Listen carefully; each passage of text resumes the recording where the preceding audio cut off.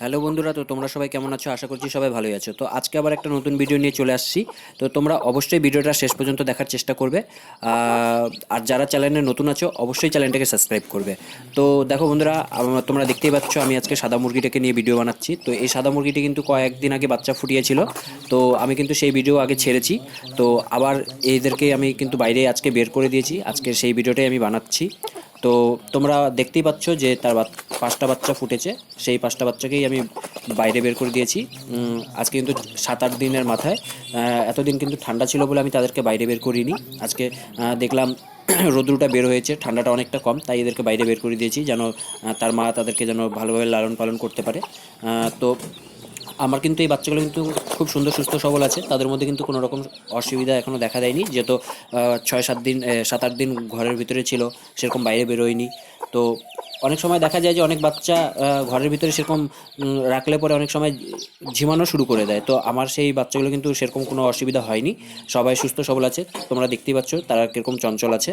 তো আমি কিন্তু তাদেরকে বাইরে বের করে দিয়েছি, তার মা পোকামাকড় খাচ্ছে, সাথে কিন্তু আমি একটু চালের গুঁড়ো করে দিয়েছি আর তার মাকে একটু চাল ছিটিয়ে দিয়েছি যেন তারা সহজে যেন একটু খেতে পায়। তারপর তো আস্তে আস্তে তার মা তাদেরকে তো পোকামাকড় বের করে খাওয়াবেই, সেটা তো অবশ্যই আছে। আর দেখো বন্ধুরা, আমি কিন্তু তোমাদেরকে বলতে চাচ্ছি যে আমি কিন্তু মানে সহজভাবে যেভাবে মুরগি পালন করে আমি কিন্তু সেভাবেই পালন করছি। কোনো রকম কিন্তু যে ফার্মের মতো যেভাবে করে সেভাবে কিন্তু করছি না। যেভাবে আম, গ্রাম বাংলার বাড়িঘরে যেভাবে পালন করে আমি কিন্তু সেভাবেই পালন করছি। আমি কিন্তু হাট বাজার থেকে 3টা মুরগি কিনে নিয়ে এসেছিলাম, তাদেরকে দিয়ে কিন্তু আমি ডিমে বসাই তাদেরকে তা দিতে, তার থেকে যে বাচ্চা বেরোয় সেইভাবে কিন্তু আমি পালন করছি। আমি কিন্তু একদম নতুনভাবে কিন্তু মুরগি পোষা চালু করেছি। তোমরাও কিন্তু আমার ভিডিও দেখে যদি ভালো লাগে অবশ্যই এইভাবে কিন্তু মুরগি পোষা চালু করতে পারো। এখন বর্তমান বাজারে যে দেশি মুরগির চাহিদা, তো অবশ্যই তোমরা যদি পারো তো বাড়িতে অবশ্যই তোমরা চেষ্টা করবে যে 1-2টো দেশি মুরগি কিনে হাট বাজার থেকে কিনে নিয়ে এসে তাদেরকে দিয়েই বাচ্চা ফুটিয়ে এভাবে তাদের বংশবৃদ্ধি করার। এক সময় সেটা একটা তোমরা যদি ঠিক মতন করতে পারো তো একটা ফার্মের আকারে রূপ নেবে। তো আমি কিন্তু তারই চেষ্টা করেছি একটা ফার্মের আকারে করার মতন। তো আমি কিন্তু 3টা মুরগি কিন্তু বাজার থেকে কিনে নিয়ে এসেছিলাম, তাদেরকে দিয়ে কিন্তু আমি এর আগে কিন্তু একটা কালো মুরগি আমার বাচ্চা নিয়ে বের হয়েছে, তো সেই ভিডিও কিন্তু আমি দিয়েছি, তোমরা হয়তো দেখেছো। তো এখন কিন্তু আমার কিন্তু এই সাদা মুরগিটা কিন্তু তাকে 8টা ডিম দিয়েছিলাম, তার 3টা ডিম নষ্ট হয়ে গেছে, 5টার বাচ্চা বের করেছে। তো এখন কিন্তু সেই 5টা বাচ্চা কিন্তু আমি বাইরে বের করে দিয়েছি যেন বাইরে তার মা তাদেরকে ভালো মতন খাওয়াতে পারে। এখন কিন্তু দিনটা অনেকটাই ভালো করেছে, এখন সেরকম একটা ঠান্ডা নেই, তাই আমি বাইরে বের করে দিয়েছি।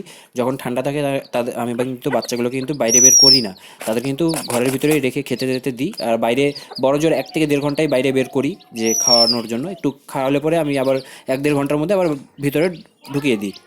তো তোমরা কিন্তু অবশ্যই এভাবে কিন্তু মুরগি পোষা চালু করতে পারো।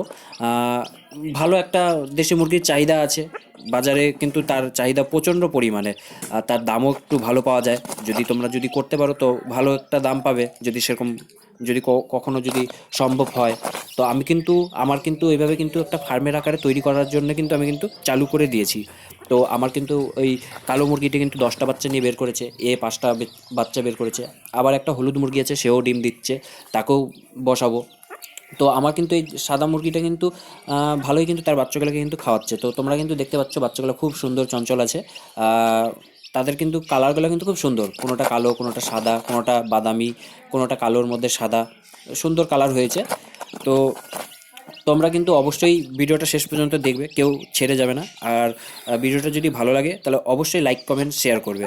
তো তোমরা কিন্তু আহ, আমার কিন্তু বাংলাদেশে কিন্তু অনেক কেউ ভিডিও দেখে, তো তাদেরকে অসংখ্য ধন্যবাদ দেখার জন্য। তো আমাকে এভাবেই ভালোবাসা দিও।